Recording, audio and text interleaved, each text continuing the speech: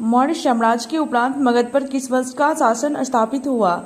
शुंग वंश। शुंग वंश का शासनकाल 185 ईस्वी से 75 ईस्वी पूर्व तक रहा था।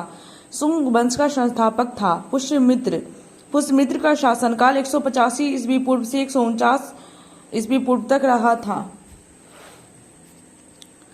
किस शुंग शासक ने पाटलिपुत्र में स्थित कुक्कुटराम विहार को 3 बार नष्ट करने का प्रयत्न किया था? पुष्यमित्र। पुष्यमित्र ने ब्राह्मण धर्म को पुनरुद्धार द्वारा तथा बौद्धों के साथ उत्प्रेरक और आक्रामक व्यवहार किया। पाटलिपुत्र पर यमन डेमेट्रियस का आक्रमण किस वंश के शासक के समय हुआ? शुंग वंश।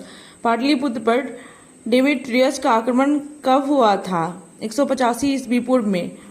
मगध में प्रथम ब्राह्मण राज स्थापित किया पुष्यमित्र ने। शुंग वंश के पतन के बाद मगध पर किस वंश का शासन स्थापित हुआ था? कण्व वंश। कण्व वंश का शासन 75 ईस्वी पूर्व से 30 ईस्वी पूर्व तक रहा। कण्व वंश का संस्थापक था वसुदेव। कण्व वंश की सत्ता समाप्त की आंध्र सातवाहनों ने। कण्व वंश के उपरांत पाटलिपुत्र पर कुछ समय के लिए किस वंश के राजाओं ने शासन किया था? मित्र वंश।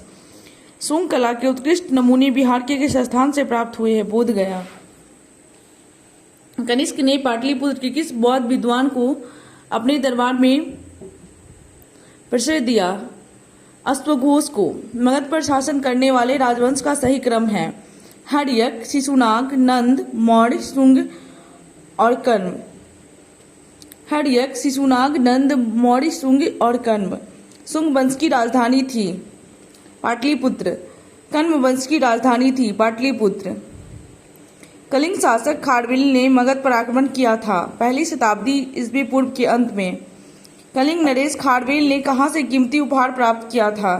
अंग एवं मगध से। कुषाण साम्राज्य के पतन के उपरांत संभवतः मगध पर शासन रहा लिच्छवियों का।